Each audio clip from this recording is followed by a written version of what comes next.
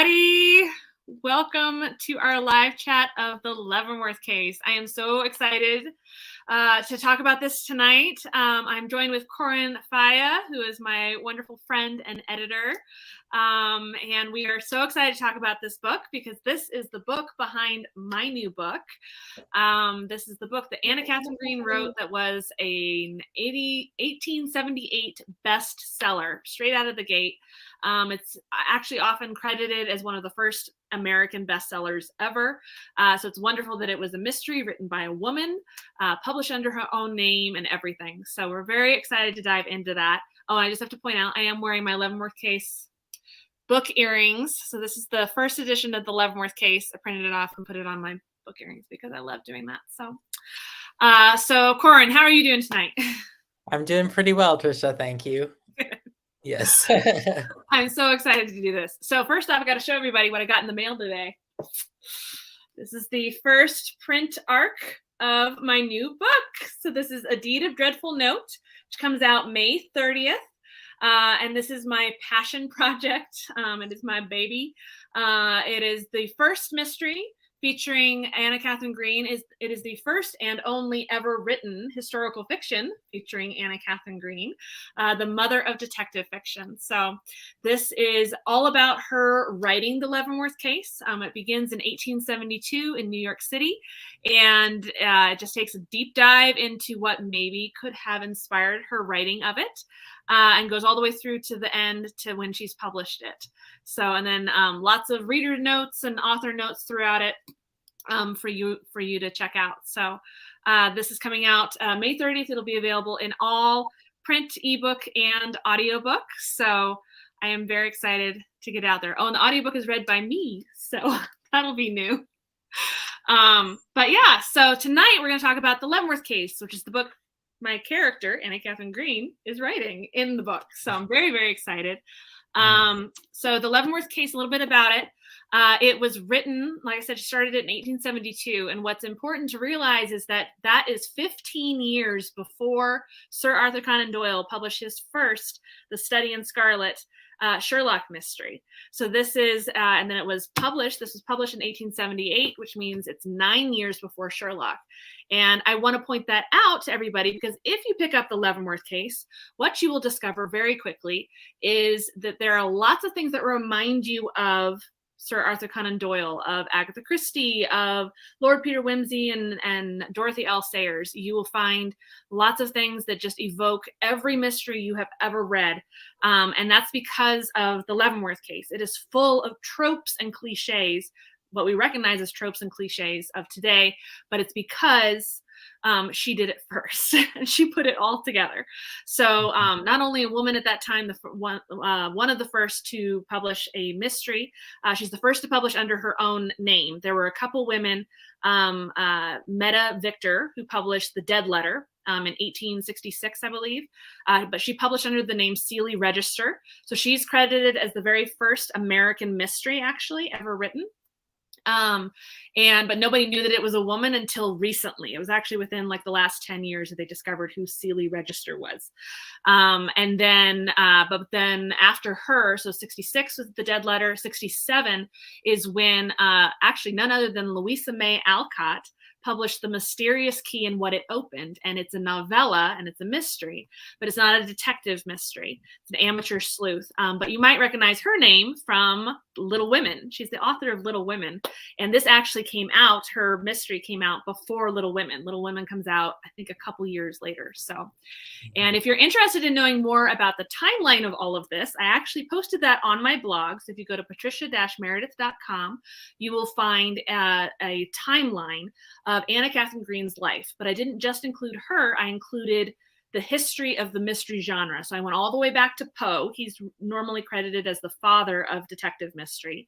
And then let's see, there's a couple more that come before Anna begins writing. So you got Emile Gaboriau, who had Detective Lecoq, who is based on Detective Vidocq, who is an actual French detective, and you get to hear a little bit about that in this. And he was the inspiration for a lot of the detective genre. So Gaboriau, Poe, And then Moonstone and Woman in White by Wilkie Collins were incredibly influential on the detective genre. And again, if you pick up like the Moonstone, you'll see that the inspector, I'm blanking on his name right now, but he is a minor role. He's not a main character. And even in Leavenworth Case, you'll see Detective Grice he's a tertiary character, would you say, Corin? I don't know the main character.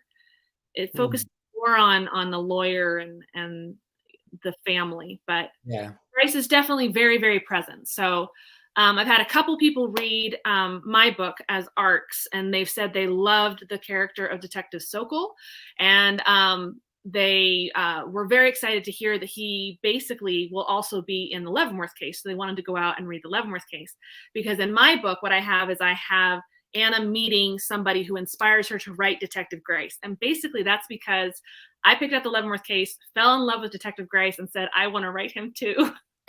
So I put him in my own book and made him the inspiration for Detective Grice, but actually it's vice versa. The Detective Grice comes before, and so I don't know where Anna made him up, but he's a wonderful character. He's a wonderful detective, so, and very, very unique. Though when you read him now, you will say, oh, he reminds me of Sherlock, or he reminds me of Columbo, or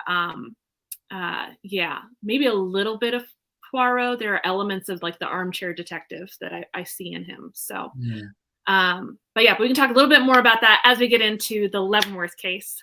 But I just wanted to give you a little bit of a background. So again, you can find that timeline on my website. And also I'm going to put this up. If you go to my website right now, and sign up for my newsletter, you will get a free copy of the Leavenworth Case. And the Leavenworth Case is in the public domain, so you can find it anywhere, but I would love it if you would do me the honor of picking up this particular edition, because it has an introduction written by myself in the very front, and it's a good lengthy introduction that gives you a little bit more of the history of Anna Katharine Green and explains, why I decided to write my book, and ties it in there. So, so many people read my book and then say, oh, I need to read the Leavenworth Case now, because it's interspersed throughout the whole thing. That's what the whole book is about, is basically following the Leavenworth Case.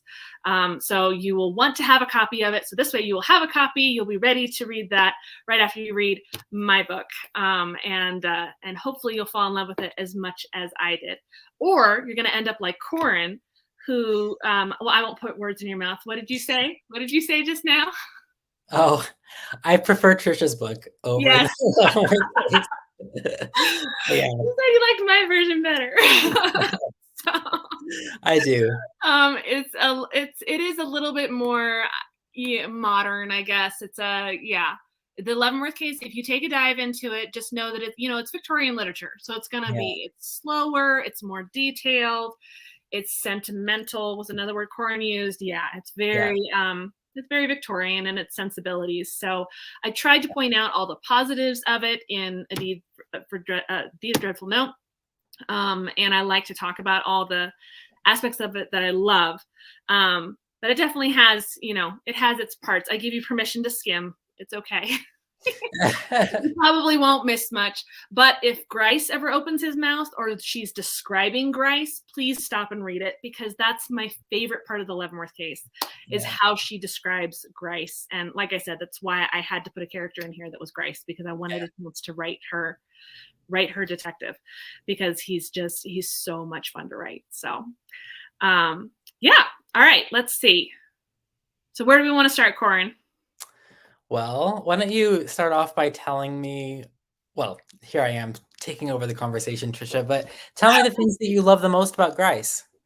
Okay, so Grice is described, let me find the description. Because the first time you meet Grice says it all. It's from the moment I read that, I was like, okay, I have to have him. All right.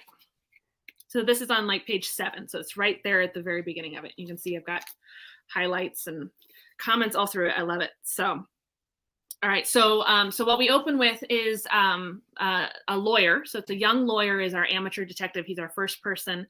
Hello, Alethea, and hello, Dean Sue. Thank you guys for joining us tonight. So it's a lawyer, and it opens with him finding out that Mr. Leavenworth has been shot through the head and is dead in his study. And he goes immediately to the house, and already the inquest is in process. And that's something else that I wanted to mention is some people who read my book, they were like, wait, why does the inquest happen immediately? That can't be realistic. And it is. They actually would do the inquest immediately upon finding the body. And in fact, in some of there's a Dorothy L. Sayers they just finished. I think it was Busman's Honeymoon, where they talk about the inquest. It's within 24 hours that they're doing the inquest. So that was still common even by Agatha Christie, Dorothy L. Sayers' golden age of mystery. That's how the police process worked, was they would find the body. And if it was if it was a suspicious death. So they're like, the whole point of the inquest is to find out, was it natural causes, a suicide, or a murder by person or persons unknown, right?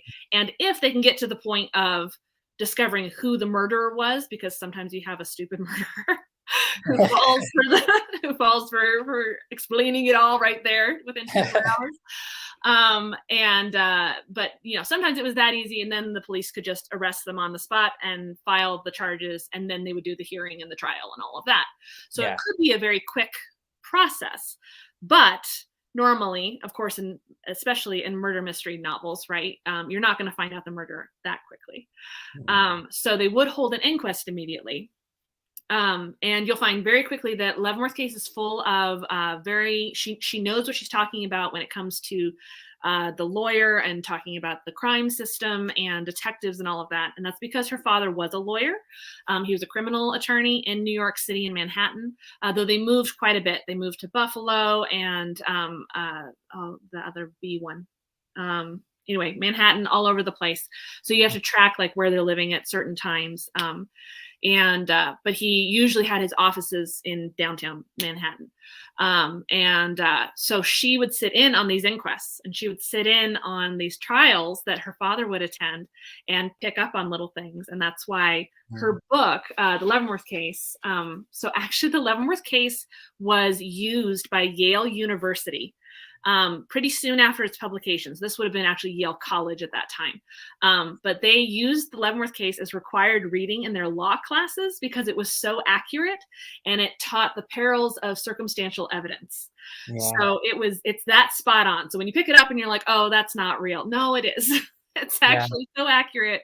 It's considered college reading. So, and it's fiction. So that just tells you, how much research and all of that she goes into. When you get to the inquest, you've got the surgeon's report, and you've got ballistics and things like that. And that's one of the, many things that you're like, oh, well, they always use ballistics now. Well, this is a huge deal at this point. This is 1878. So forensics isn't around yet, right? They don't have fingerprinting. They don't have ballistics, but they do. This is the beginning of them using that. And it's fascinating to see how much she incorporated in there. So anyway, so that sets the scene for, now we walk in, and the first person that Everett Raymond meets, so it's our lawyer, first person he meets is Mr. Gryce, and this is Mr. Gryce.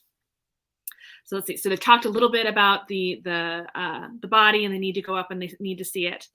And then, here we go. So Mr. Gryce smiled darkly at the doorknob. "It has a dreadful look," exclaimed I. Mr. Gryce immediately frowned at the doorknob. And here let me say that Mr. Gryce, the detective, was not the thin, wiry individual with a shrewd eye that seems to plunge into the core of your being and pounce at once upon its hidden secret that you are doubtless expecting to see. Mr. Gryce was a portly, comfortable personage with an eye that never pounced, that did not even rest on you. If it rested anywhere, it was always on some insignificant object in your vicinity, some vase, inkstand, book, or button. These things he would seem to take into his confidence, make the repositories of his conclusions. But you might as well be the steeple on Trinity Church for all the connection you ever appeared to have with him or his thoughts.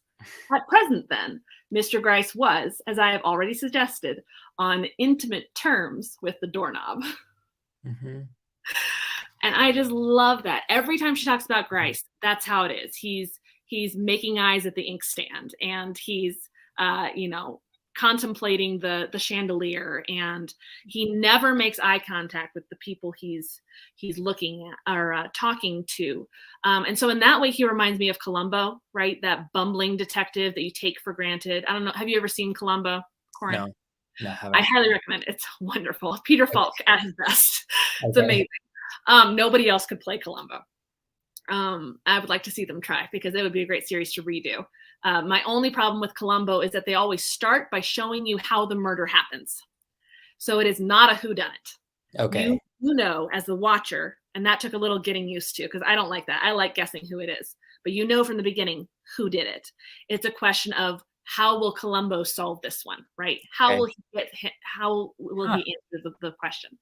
But Columbo is all about, he's in a dirty, tattered old jacket, and he's very messy looking. He looks like he just got out of bed, and he's smoking, and he never looks at people. So it's Peter Falk, right? So he's got a lazy eye. So he's never looking at people directly. And yet he always knows exactly what to ask them that gets them to go, wait a minute, how does he know that? Right. Yeah. And then his big thing is, he'll be leaving, and then he'll just say one more question, and then he'll come back, and it'll be the question that makes them go, oh, yeah, you got me. Right. And so Grice reminds me of him in a lot of ways, in that Grice is never looking at people. He's always looking around him. So people think, oh, he's not paying attention. He has no idea what he's talking about. And yet he does. He is very perceptive and very astute. And so today, we might think of him as being on the spectrum.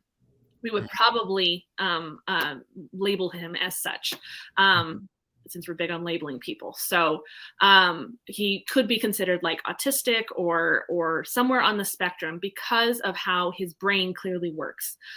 He doesn't focus on people, and he doesn't touch people, but he's very, very quick-witted and very scientific in his thought processes. And in later books, you see that unpacked even more, especially with Miss Amelia Butterworth, who is probably my favorite character of all, by Anna Katharine Green. Miss Amelia Butterworth is the spinster detective that inspires Miss Marple years later. But again, Anna Katharine Green did it first. But Miss Amelia Butterworth comes alongside Grice, and her whole point is to prove to Grice that she can solve the mystery before he can. And it's just very funny, because it's all told from her point of view. And so you just get her very snarky remarks on Grice and how he can't look at her, and all these things. And it's hilarious. I love the way that her mysteries are written. She's got 3, I think, maybe 4. I think it's 3 though. And she's an amateur detective that comes alongside Grice. So, but Grice is, I read that and I fell in love with him. And then I just loved her continuing descriptions of him. I love that he is fallible.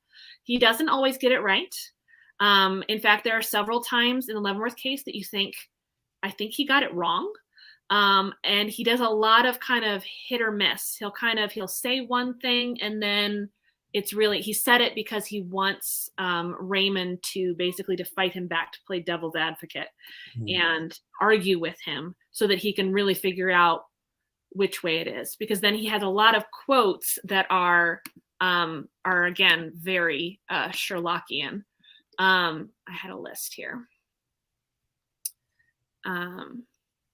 So like when Raymond asks him, well, who do you suspect?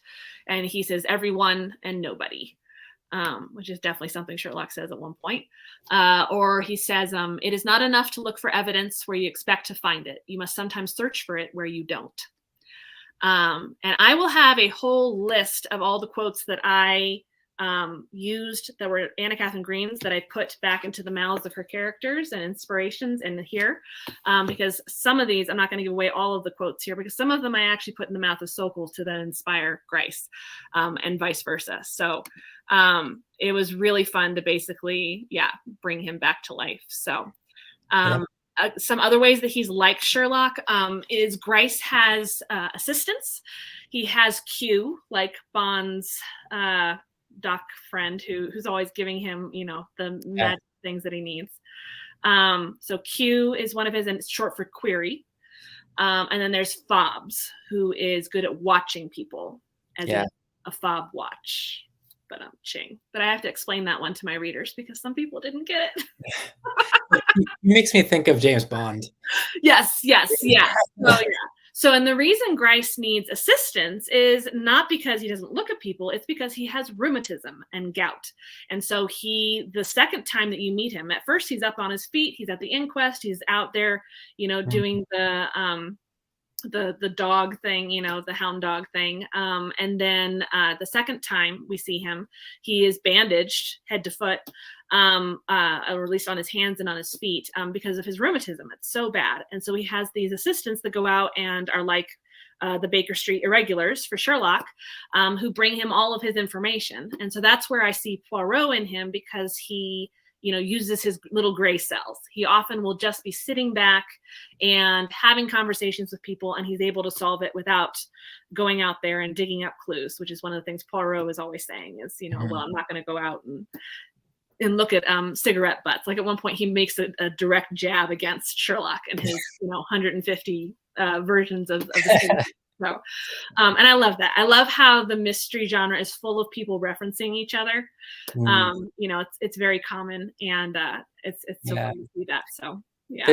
There's more of Grice in your book than there is in the original, I think. Oh, really? Yeah. Yeah, there is, because he is the character who makes it worthwhile. The Leavenworth Case, but there's not as much of him in that book as there is in yours. So that's another reason why I like your book more. But it feels like, it's so believable that it's the same. The Grice is Grice and is Sokol in your book, and then you made that connection really well. Excellent, good. Yeah, he's my favorite. Yep. So let's see. So we've got Grice, and then we've got the main characters, who I would assume are main characters, are Raymond, who's the lawyer, right? Mm-hmm. And he's hard to talk about, wouldn't you say? Because he doesn't really have a character. He's an everyman. Yeah, he's an everyman. Yeah, he is.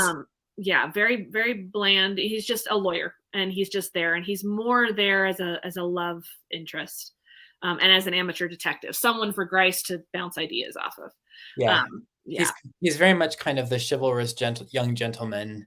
Yes. Who's very honorable and kind of generic enough for anyone to kind of be, seeing the world from his eyes. Exactly. And yeah. So we can go alongside him for the mystery. And I would say that's another thing that, Anna Katharine Green does that then becomes a common thing in telling stories is your first person is usually, if it's told first person, it's going to be a little bit more everyman. Yeah. So that way you can get into their shoes and just go on. So Hastings, right? Yeah. Hastings, who is alongside Poirot for not as many adventures as he is in the filmed version, but I like that in the BBC version with David Suchet and who plays Hastings? Hugh Fraser. Yeah. Right. He appears a lot more often in the show because they give him a little bit more of a character. But again, he's very everyman. He's there to fall in love with the main suspect, right? And then and that kind of thing. And that again is something Agatha Christie does. But Anna Katharine Green brought it to the genre, right, and made it very, very crucial to the genre. So. I wonder if the detective himself is supposed to be a bit of a mystery to us, and so they have to be a little bit distant, and then it's more of like not just an everyman character, but just a citizen. Like, like you're just kind of like the guy off the street, like watching the detective at work and not really ever breaking the code of who he is. Right. So it's, I can see why they do that. Yeah. If you were exposed to the inner workings of these guys' minds, they wouldn't have quite the intrigue that they have, probably. Yeah. Yeah. Yeah, that's true. Because they do that with Poirot and Sherlock too. Like we're not in their head, right? Mm-mm. In fact, usually if we're in the head of the detective, it's the amateur. Yeah. It's rare to be in the head of a police officer or a detective. Yeah. And I wonder if I would have to check my timeline when the oh my gosh, I'm blanking on his name. The police officer that started the Pinkerton. When Alan Pinkerton. So he wrote his memoirs later in life. It's like after Anna Katharine Green. He writes up a series of memoirs of his adventures, and they're very hyperbolic. Like they're extremely hyperbole. Yeah. They're like your Westerns that you read from that era, where it's just. They're supposedly true, right? They're supposedly true. Right. Yeah. Yes, absolutely. They are supposedly true, but very, very inaccurate and very over the top. It's just like, no, you didn't. No, you didn't. but that was so big then. I mean, that's what all of the gun shooters, gunslingers, right? They lived by their reputation, and Alan Pinkerton lived by his reputation. Yeah. But I wonder because I would have to look, if we don't get mysteries written from the perspective of the detective until after he does that. That would be interesting to see. Yeah. At least American fiction. There might be some in France, because again, like you've got Vidocq. So all right, so who's Vidocq? Vidocq is the original. He's the criminal turned detective in France. Yeah. And this was way early on. So he is who Javert in Les Mis is based on, and Jean Valjean. Basically, those are the two sides of Vidocq. And he's an incredibly interesting person to look up. He published his memoirs. And again, they're kind of hyperbolic, but it's like reading, so the guy in Catch Me If You Can, right? Which is about a criminal turned detective, right? Yeah. He ends up being hired to help them chase down people who are forging checks, right? Well, Vidocq was caught. Oh, he's also like G.K. Chesterton. So G.K. Chesterton wrote Father Brown, and in that he has a thief who becomes a sidekick to Father Brown and ends up solving mysteries because he becomes a French detective. I can't think of his name. He's the main thief in that, though. And he's another just really fun character, very vibrant, but absolutely based on Vidocq. And so you do have, so that is an example of where like he's writing it's from the detective's point of view, but I'm having a hard time thinking of any fictional detectives where you're in their head, other than more modern ones. So well, yeah, because I feel like maybe some of the noir ones back in the 30s, like yes, there you go, and Dashiell Hammett. Yep. Yeah, absolutely. Yep. Yeah. Dashiell Hammett and Raymond Chandler. Yeah. And yes. Yeah. So is that where we get, because those are all first person, that's part of the first person purple prose noir feel of a novel. Yeah. Is that, she walked into my office one day and, all of that kind of thing. So maybe those are the first time we see a first person detective, and that becomes part of the genre, right? Yes, although those are not whodunits. No. They're not considered whodunits. I mean, it doesn't start branching, because noir is kind of its own world within the whole world. It's different than like cozy mystery, because you'll see like cozy mystery and noir, they actually are happening at the same time. So like Agatha Christie is writing at the same time as I think it's Raymond Chandler. Yeah. And that always surprises me because they're so different. Yeah. And so just proves that, there's a reader for everybody. So yeah, I'm not a huge fan of noir. It's usually too dark for me. I've never actually read any. I've seen the films, like the Maltese Falcon, and some of the other ones, but I don't think. But I would say those are toned down. If you read the Maltese Falcon or the Thin Man, right? The Thin Man movies are excellent, right? Yeah, absolutely. If you guys are looking for something cozy to watch, you can find the Thin Man series with Nick and Nora Charles. They are hilarious, full of banter, so good, but they are very different from the books. The books are darker, even though they're written by the same, like Dashiell Hammett wrote The Thin Man, the first book, and then he wrote the screenplays for the second through fifth or sixth movies. And then he ended up writing, they did do an After the Thin Man. He ended up writing like a book based on the second movie. So they are all written by him, but it's a very different voice. It's like he decided he needed to go lighter for the film community. Okay. So, but they're really good. So, yeah. My dad loves those movies. I should watch them again. I haven't seen them since I was little. Oh, yeah. Those are some of Yeah. my favorites. Oh, we could do a watch along. Those are so good. Yeah. They're so good. Oh my gosh. They're one of those that they get better further in, right? But you have to watch the first one first because it introduces. Oh, really? You think the later ones are better? Yes, absolutely. I think it's Okay. like the fourth one is my absolute favorite. Is it the same cast the whole time? Nick and Nora are the same throughout Okay. all of them. It's William Powell and Myrna Loy. And Yeah. they are, oh my gosh. I love them. Were they all filmed in the 30s or did that run into the 40s? It's like 30s through, no, because there are, I want to say there's like two that are after World War II. Oh, They're wow. kind of a different tone, Mm-hmm. right? So World War II is 44, right? 40. Well, Right? When is World War II? it went until 45, I think. Went until 45. Yeah. So it's Yeah. like right in there, 43, 44, 45. Yeah. I feel like there's one or two of them that are in the 50s. Okay. But most of them are in the 30s. Yeah. At least the first two or three are in the 30s. So Mhm. yeah, very Casablanca. Like I love Casablanca. Yeah, it has that same vibe to it. Era. Yeah. Yeah. Yeah. Mm. Yeah. So okay, so let's see. So the Leavenworth Case. Let's go back about 60 years. Well, another thing I did want to say about it was I don't have a great understanding of like police procedure, and I never really did understand what circumstantial evidence was, and this book kind of painted a clearer picture for me. It's just Yeah. the most obvious clues that can say that someone's a killer or that someone might have done something still have to be substantiated by like they prefer to have a witness over like a piece of paper or a footprint or a sound in a corridor at a certain time because those are circumstantial, right? Right. It's like those could be construed in a number of different ways. Like just because someone is seen leaving the room of the murder 5 minutes beforehand doesn't mean really that they had anything to do with the case. Right. Even though it's really tempting to think that they did just because they were in close proximity. And it's the interesting thing to me about the book was that it does paint this picture of how easy it would be to be convinced by the appearance of things.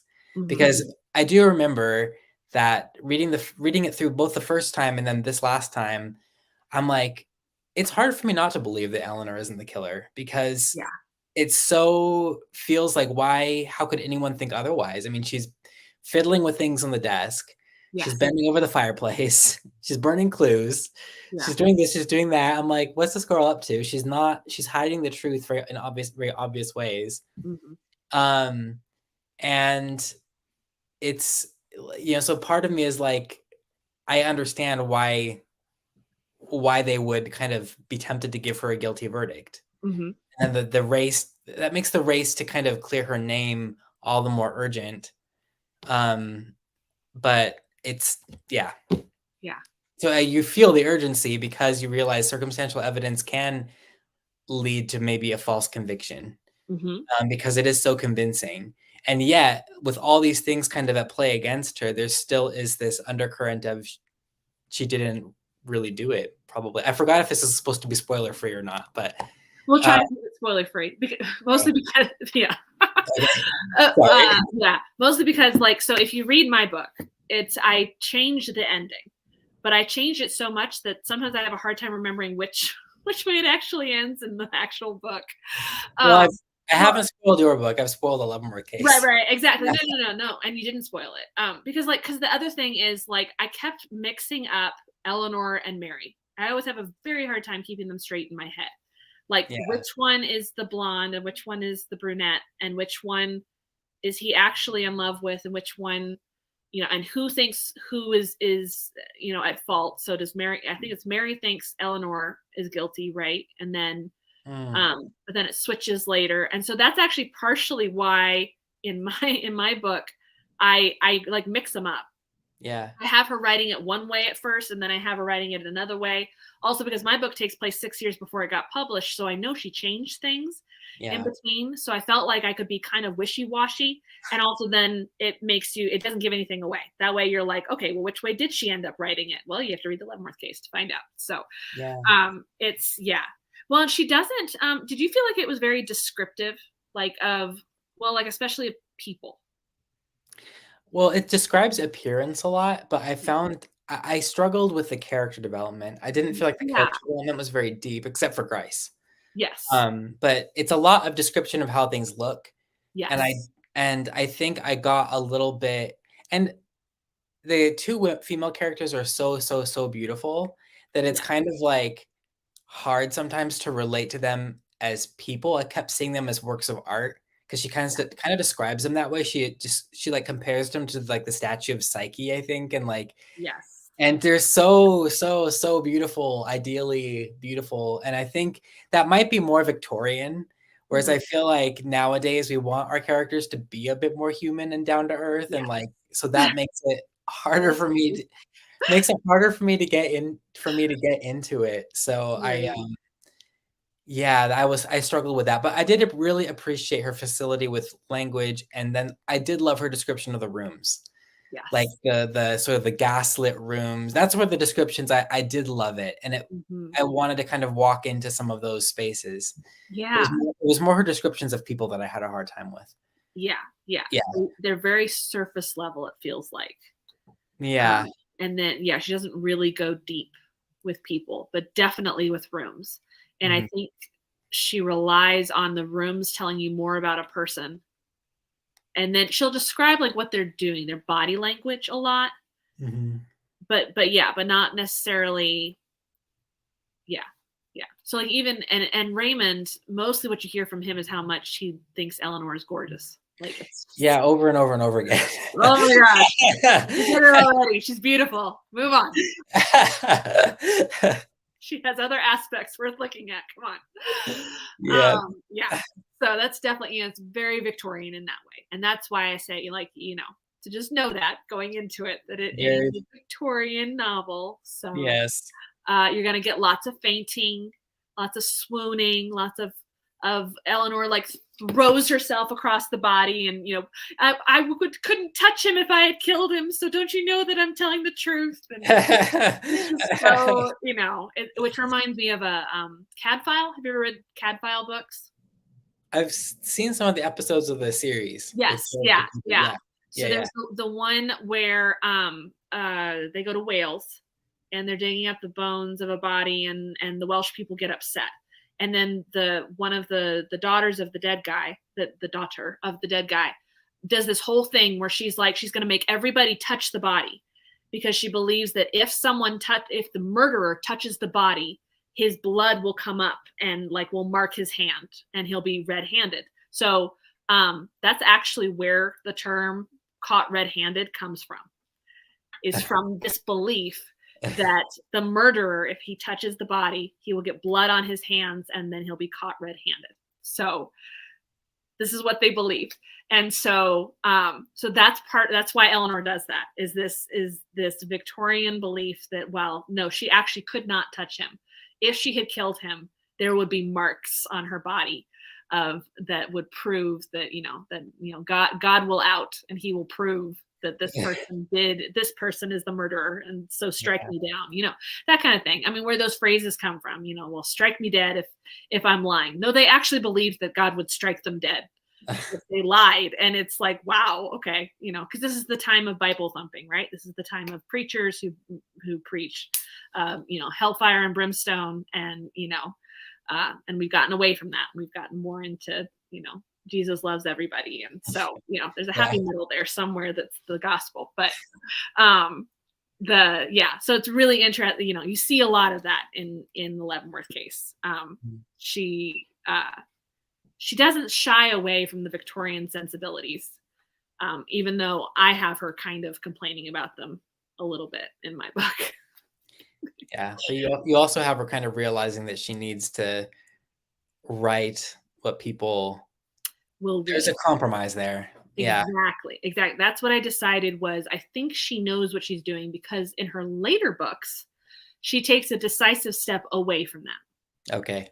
Yeah. So is that because times are changing and now she's writing in the 1890s, 1900, turn of the century, right?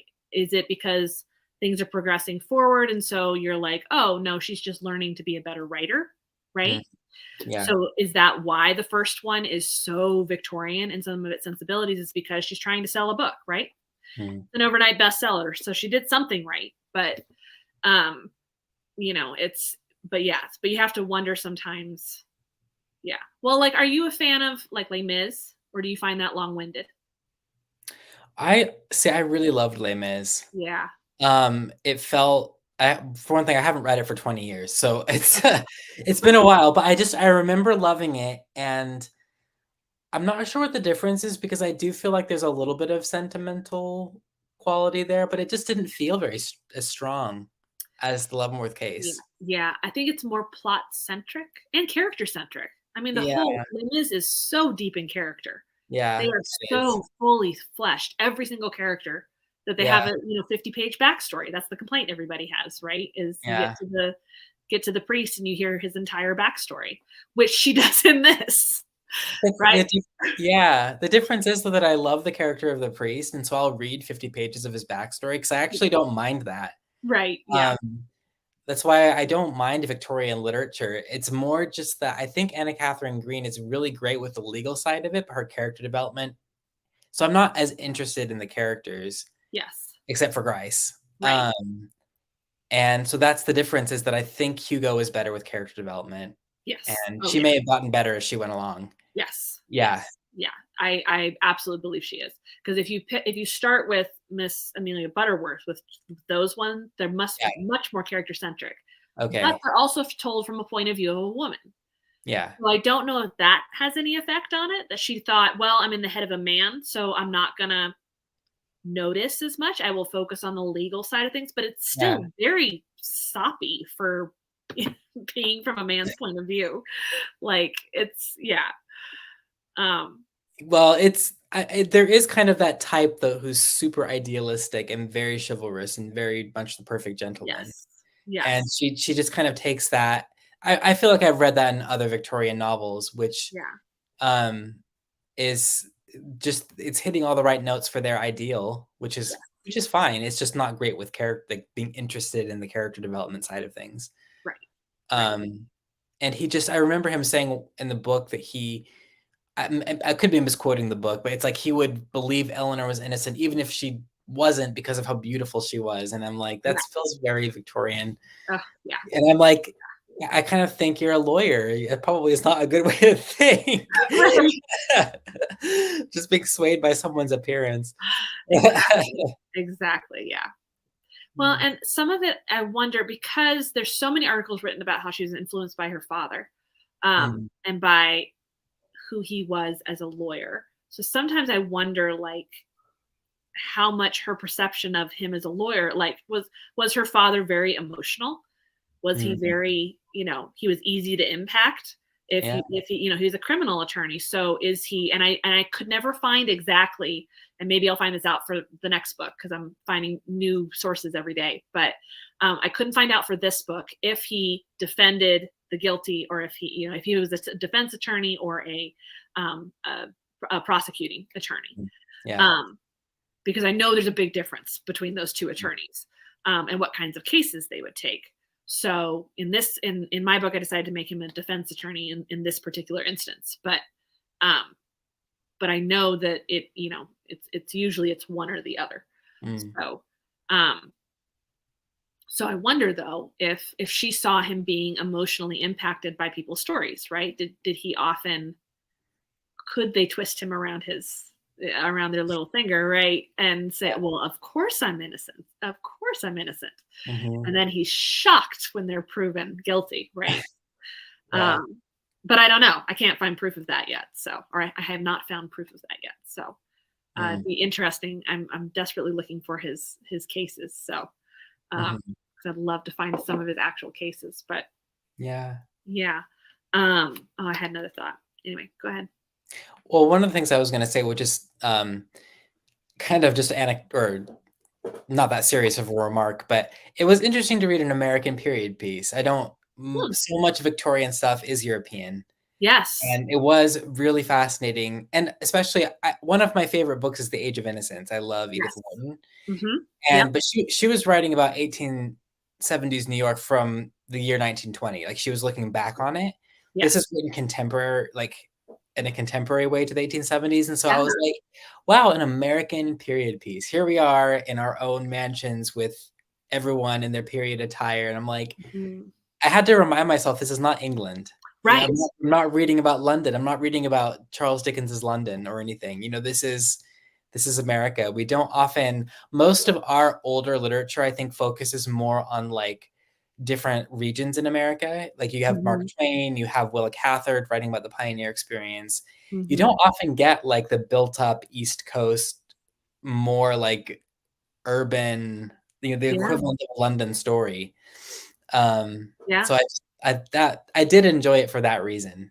The picture on the cover is like, or on the cover of the book that you have, and I got that same version from my library. It's just magnificent, like New York mansion with like these women in bustle skirts and everything, and a paved road and stuff. I'm like, that's right. It wasn't all like the John Wayne America, like, right, exactly. Yeah, exactly. Because this is 1870s. This is a time of Earp, and it's gunslingers out west and all of that at the same time, and also this is what's it called? There's a name for it for right after the Civil War. The Gilded Age? The Reconstruction. Oh yeah, the Reconstruction era. Yeah, the Reconstruction era. And technically this is Reconstruction pre-Gilded Age. It's like right on the cusp of when technically it becomes the Gilded Age versus Reconstruction. Yeah. So Edith Wharton, that's a great example. Age of Innocence. Yeah. Getting to that one. And because I've read that one too. That's another one that's very sentimental, very romance driven. Yeah. Yeah. Well, she was also writing about that era when well, I don't know if society was really like that, or if they just wanted their books to read like that, but yeah. Well, I'm thinking about like if you read Agatha Christie's autobiography and realizing that she grew up in the 1800s, or she grew up in like right in the turn of the century, because she's born in like 1890 something. Yeah. So then when she talks about like her mother, especially, her mother is a very Victorian woman. Yeah. And then her lifestyle, all of that leading up into the 20s, is very the upper crust. Yeah. And yet not kind of the middle, she's not lord and lady, not that level, but kind of middle. Her family kind of also had some, they lost their money or something, like, I mean, they kind of were fluctuating in their in their spot. So right. Yeah. But hearing her talk about the Victorian sensibilities of her mother, right, and realizing just how close those eras are, right. So it's like us thinking about the 70s, right? To me, the 70s are very alive because my mom talks about it all the time. Yeah. Right? So it doesn't feel, to me, the 70s are 30 years ago, right? Yeah. I can't believe it's 50 years ago.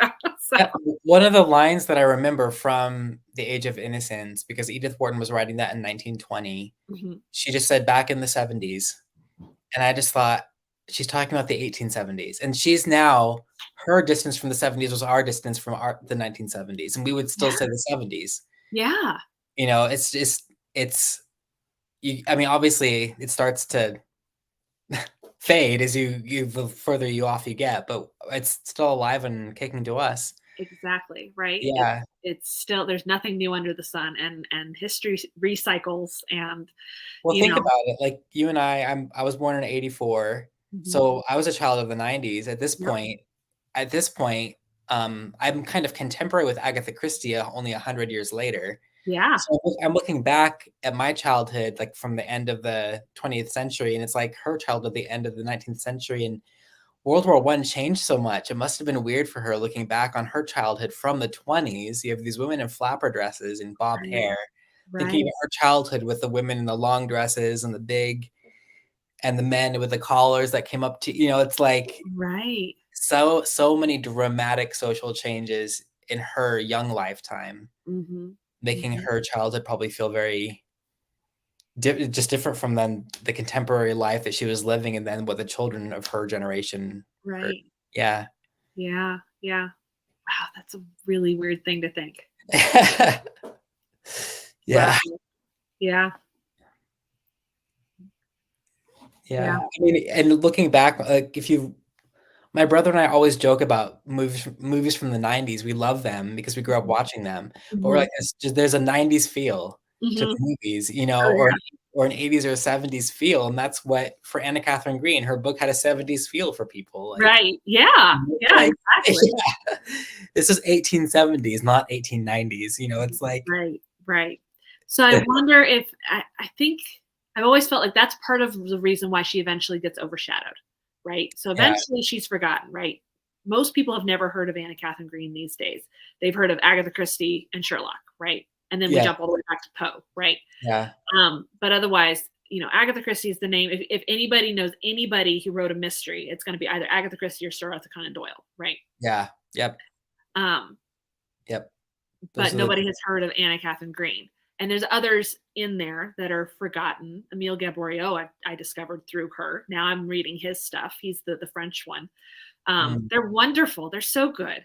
And I'd never read his mysteries before. I'd never heard of him. But Anna Katharine Green specifically, her books do have a very Victorian feel. And I feel like that is probably why she gets overshadowed by Sherlock. There is very much a turn of the 19th century feel to the books, but there's something almost timeless. Yeah. I think about his stories. Same with Agatha Christie. I think that's why Agatha Christie is having a rebirth right now too.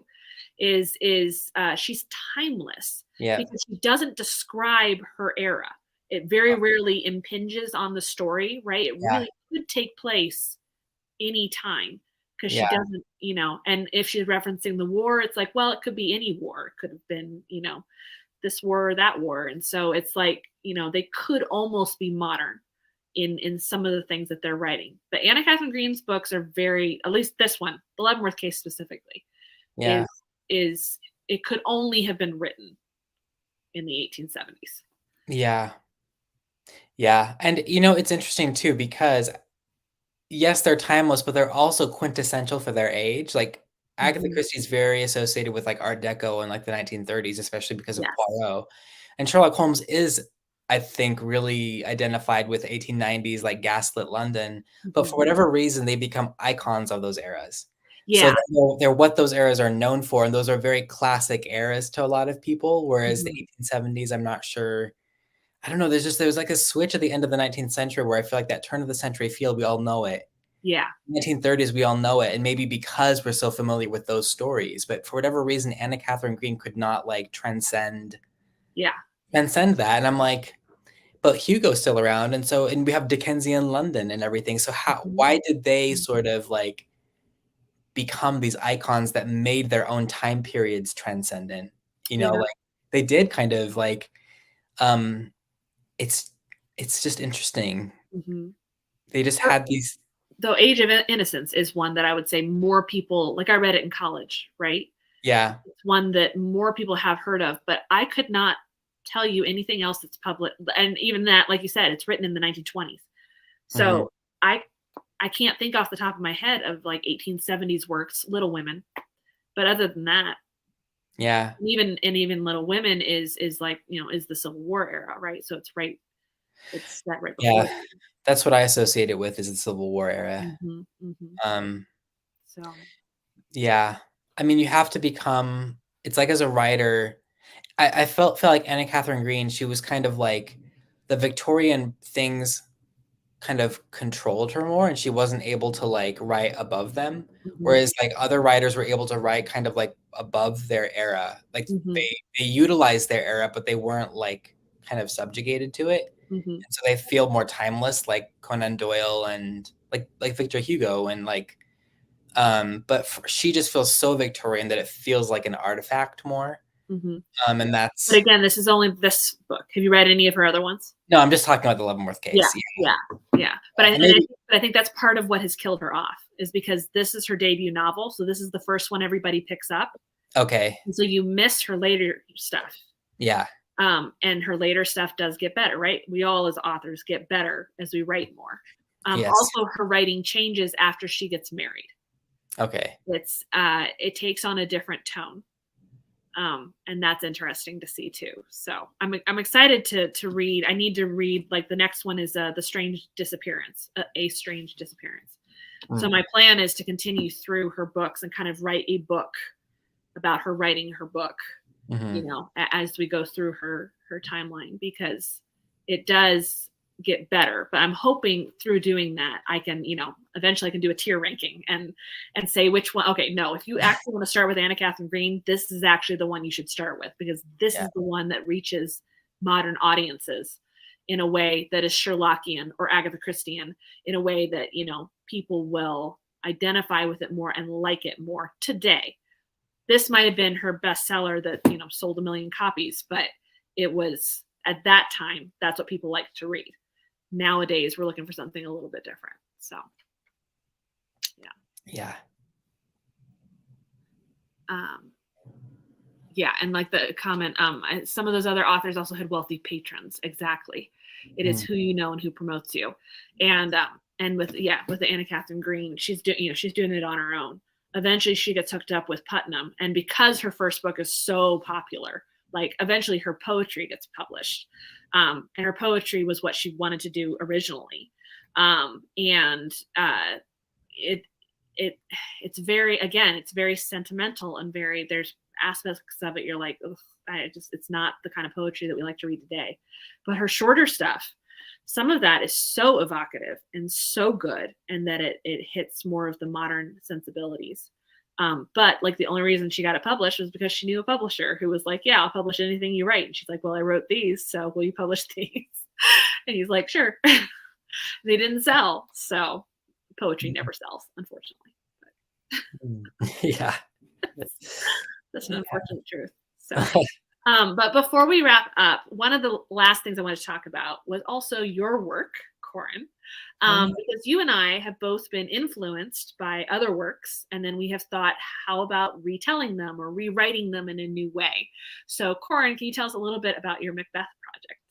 Oh, yeah. So, yeah, I have for many years been trying to figure out how to write about some just interesting church experiences that I had, where they were kind of tough experiences, and it was really hard to kind of wrap my mind around summarizing them, how to, like, bring all the different I don't know, the different challenges of what I had faced and what my family had faced together. And honestly, I kind of thought at one point a few years ago, Shakespeare's Macbeth hits a lot of these notes just with its themes, not with its plot. Its plot is, I've never lived through a Macbeth plot before. I hope not. Just the themes.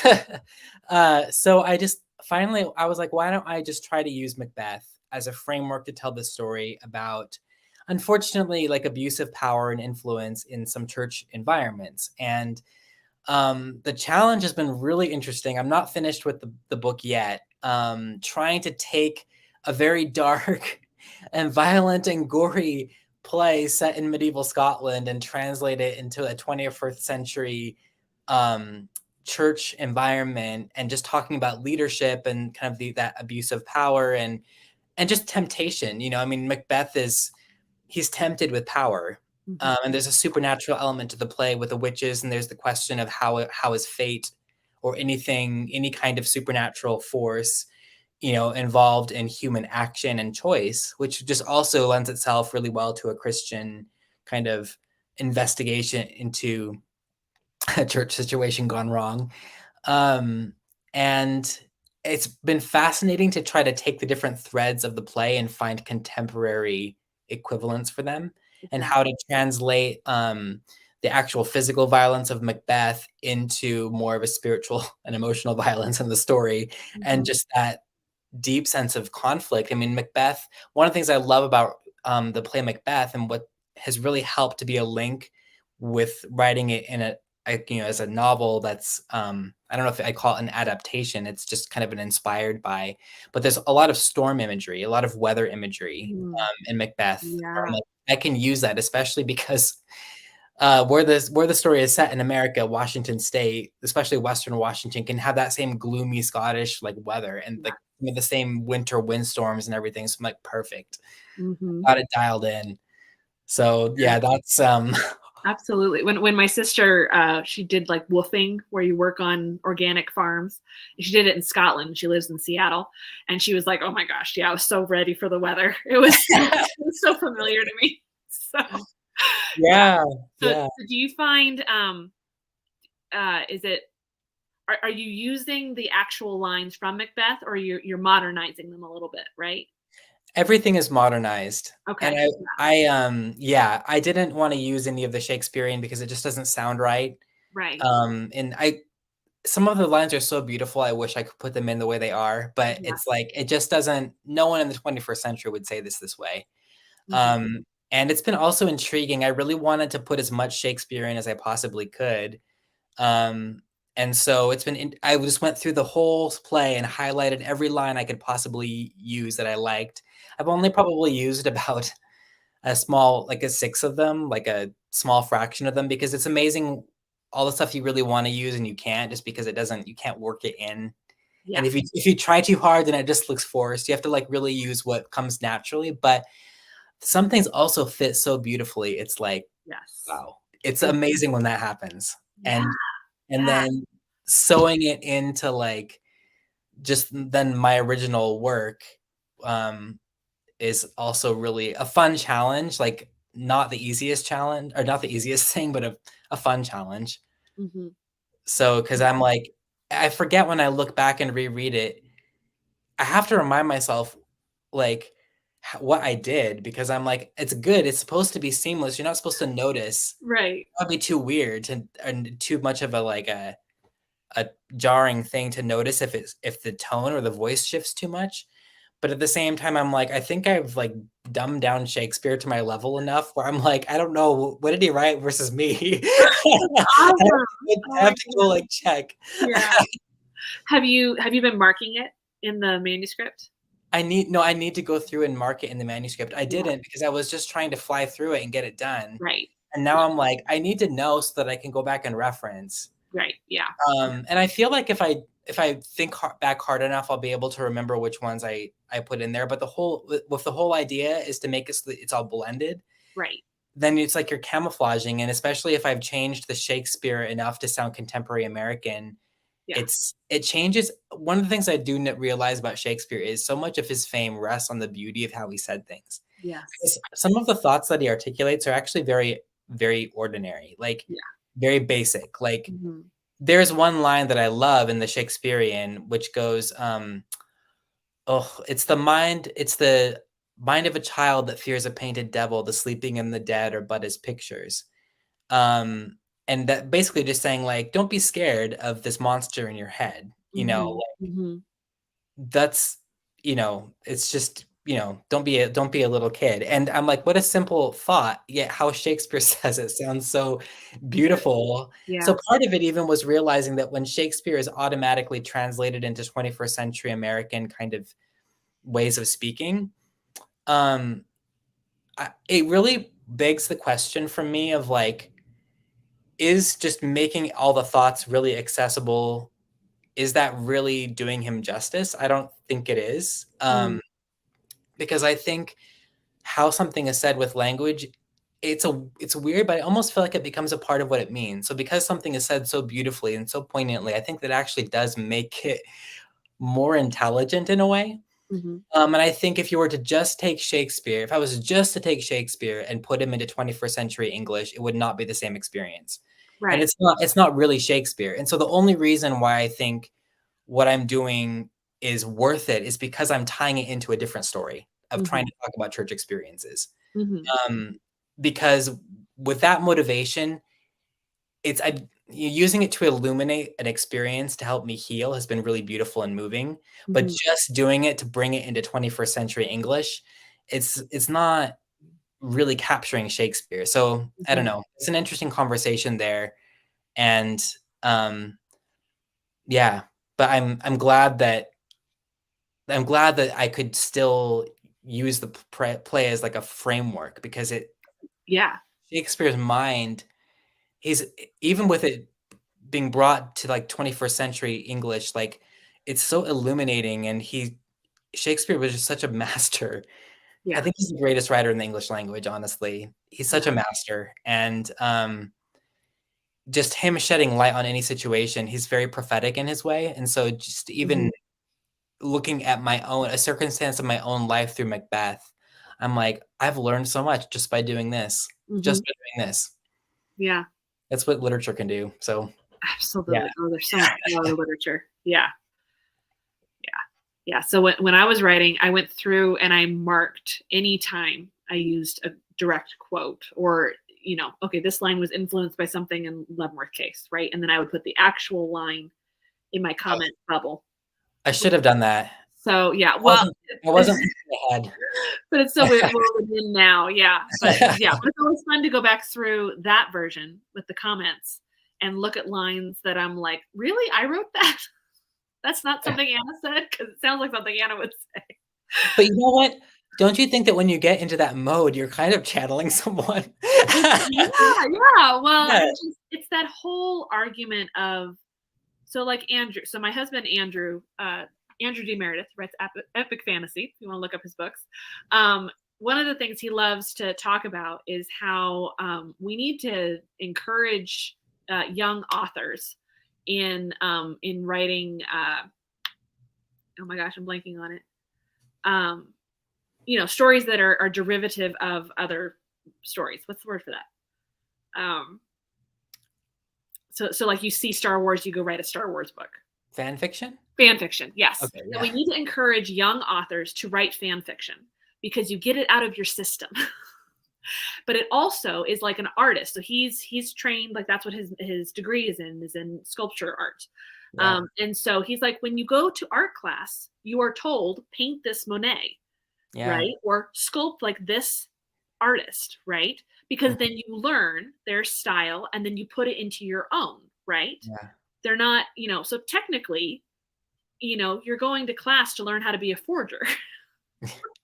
But you're not. You're encouraged to then write differently or to draw differently. So his point is with writing fiction that we need to be encouraged to kind of explore that fan fiction side of things. So I read an Agatha Christie and I write a book just like it, right? And try to channel that Agatha Christie in my writing so that I learn some of the ways that she writes and it comes through in my writing. Well, that's what happened when I was writing A Deed of Dreadful Note is I found myself, my writing style becoming more like Anna Katharine Green because I was so influenced by and so copying and yet not copying and weaving in her actual quotes because I do use a lot of her actual quotes from articles that I found, right? Because it's public domain, so I can do that. So I can put it back in her mouth saying it again. I loved that. I'm like, oh, this is why people love writing like Tudor fiction is because they find some letter from Elizabeth I and they're like, ooh, I can actually have her say that in my book. It's so cool, right? And then it helps you write the more realistic language around it. So my language started becoming more like that. Yeah, there's Andrew D. Meredith in the comments there. Yeah, we are the sum of our inspirations. Exactly. So what we need to do is we need to encourage people to do that and then move away from that and write their own stuff. Because the problem is what we're ending up with is published derivative stuff. That is, I saw Star Wars and I'm going to write it better. But what we end up with is just a fan fiction of Star Wars that we're told by traditional publishing is wonderfully written. And then we end up with Star Wars the way it is now. So, but it's, I think what you're finding is Macbeth and Shakespeare influencing how you're writing. And that's so cool. I mean, who better to be influenced by than Shakespeare? For one thing, his insults are choice. He was very creative when it came to dissing people. Yes. Love it. I love it. Like that's one of those shirts that my brother had growing up with Shakespearean insults. And it was, all the wonderful, they're so good. We have such a lack of language these days. Our language is just going off the deep end. And so it's so nice to pick up an older book where the language is still so yes, I can't even think of words to say. So the language is really rich. It is. Yeah, exactly. Rich. Yeah. None of that milk chocolate. I want dark chocolate. Exactly. So, was there anything else about the Leavenworth Case that you liked? I mean, I like the book. I think I still prefer yours because I like your character development. Yeah. I write character-driven novels. That's what I always tell people. It's all about the characters. Yeah. So, and Anna is just so much. It was so much fun to write because in my other books, in the Spokane Clock Tower mysteries, my main characters, none of them are real historical people. Right? They're all made up, so that way I can do whatever I want to them. Right? So I can have fun.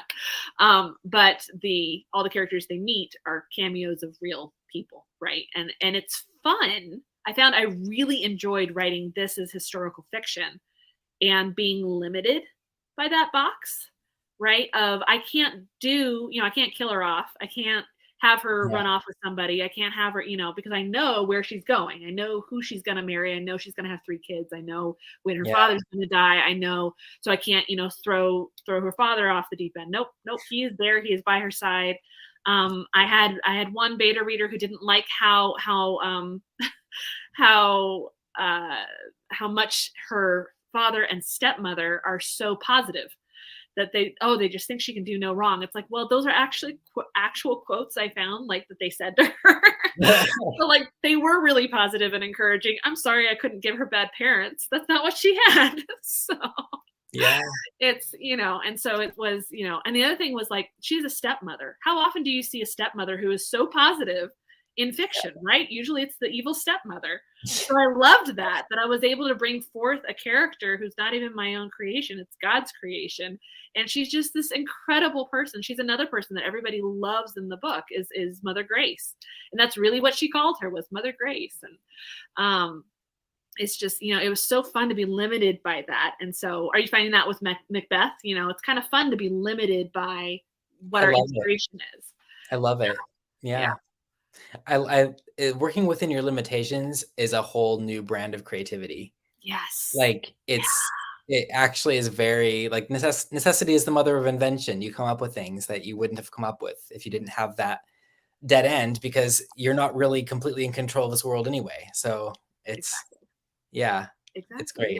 Yeah. In fact, in some ways I feel like, God was more in the guiding of me writing this one than in any other, because I was limited by what he had already made. So I couldn't just make stuff up, right? I was letting him tell me, not that it's God breathed or anything, but that's not what I'm saying. But you know what I'm saying? Yeah. Like when we let God guide our pen, it's, even though this is not Christian fiction, I wouldn't call it Christian fiction. She was a Christian. I am a Christian. So it's definitely in there. It's going to be part of her story. But I feel like our worldviews are in our writing, no matter where we come from. So so it was just fun to be a part of that. And that was something else that really connected me with her, was like when we sing hymns at church. I love that because I feel like I'm connected with the historical church, right? Mm-hmm. Capital C. The church throughout history. And I feel like, okay, I'm singing hymns that maybe Anna Katharine Green is singing with me right now, that kind of thing, because time doesn't exist for him. So it's, it's just cool to think that we have that spiritual connection somewhere in there. So it's, you can't tell, I'm in love with this woman. I'm very glad this is just the first book. I'm very excited I've tracked down where some of her original letters that she wrote, she wrote a letter to Sherlock from Grice, and saying how sorry Grice was to hear that Sherlock had rheumatism in his later stories. And so there's a library that I found in Texas that has that original letter and things like that. So I'm hoping I can get to, there's 2 different museums, and track down some of this original stuff to inspire future books. So just the beginning. Yeah. All right. I feel like we didn't talk about the Leavenworth Case that much, but that's okay. I feel like we did. I mean, before we were actually coming on, I admitted that I hadn't finished it in the second read through, and then you haven't actually read it for a while. I haven't. Yeah. We're not the sharpest Well, and I'm currently re-listening to it. So that was my reread, and I haven't gotten through it yet. So yeah. So if anybody is looking for an audiobook read of the Leavenworth Case, my husband is going to be releasing that whenever we get it done. So in a couple of weeks, hopefully, we'll be launching the audiobook of the Leavenworth Case. But in the meantime, like I said, you can get the ebook for free if you sign up for my newsletter. You can get the Leavenworth Case with my introduction in the front. Not sure if we'll have it available for print or not. I kind of want to, because I just want my own copy, like with my name on it. Introduction by Patricia Meredith. I want it on the shelf. So maybe I'll just make it possible for me to get one. I can send you one too, Corin, because Corin is my editor. So he's the reason my book sounds so good. So it's all thanks to him. But Trisha. It is. So all right. You're way too nice to me, Trisha. No, you're too soft on yourself. Well, wait, you're gonna launch your book and it's gonna be amazing. Oh yes. Finally get some of your work out there. Well, we do have one though. Where is it? It was right there. Are you going to talk about The Beautiful Era? Yeah, The Beautiful Era. It's not available anymore. It's not available anymore, but I have it signed from the author. So yeah. Speaking of books from that time period, because it's like 1870s, isn't it? 1890s. Oh, that's 1912. That book. 1912. Oh, yeah. Later. Okay. Yeah. Someone says it was earlier. But. Yeah. I love that kind of World War I era. Yeah. The history is so interesting, and what was happening artistically in music and art is just so fascinating. So exactly. I love that kind of turn of the century heading into like the World War I. Exactly. That whole time. So let's see. So next month, we're going to do Wizard of Oz. Yes, I'm excited about that one. Yeah. The Wizard of Oz was published in 1900, so it is one that I can actually reference in my book set in 1901. So it's one that I love Wizard of Oz. I'm so excited to talk about that one. We're also going to read with it a book called Short by, do you know the author off the top of your head? Oh, Holly Goldberg Sloan, I believe. Yes. Yeah. So it'll come up as like a middle grade. It's it's wonderful. I'm about halfway through it, so I love it. And it's a great way. It'll be a great discussion to go alongside Wizard of Oz, because most people know Wizard of Oz. Though I do highly recommend that you read the book, because it is different than the movie. There's several different things that happen in the movie or in the book that don't happen in the movie. Yeah. So the jitterbug, for one, which is still a scene that I feel like they should have left that in there, but oh well. Where's the jitterbug in the story? We'll talk about that next time. I just recently read it, but I don't remember the jitterbug being in it. Maybe it's actually in one of the later ones, and they were going to put it in the movie, because there's a whole scene in the forest where they get bit by the jitterbug and they start dancing. That must be in a different one. I would have remembered that from my latest read. It is. Yeah. Because there's so many of them. They're so good. Ozma of Oz is my favorite. So. Okay. Yeah, but anyway. And Short is about a play version. Yes, so exactly. Short. The reason we're reading it is because it's about Wizard of Oz, and we'll get to talk about plays and putting it on and all of that sort of thing. So Dean Sue is asking if you are named after Narnia. Oh yeah, I am. Horse and his boy. Yeah. So Prince Corin over here. So yes. Hopefully we'll talk about at a future date. I think that's gonna be one of our later ones. But yeah. So for next time, if you guys want to join with us in reading, definitely pick up a copy of Wizard of Oz. You can find it anywhere.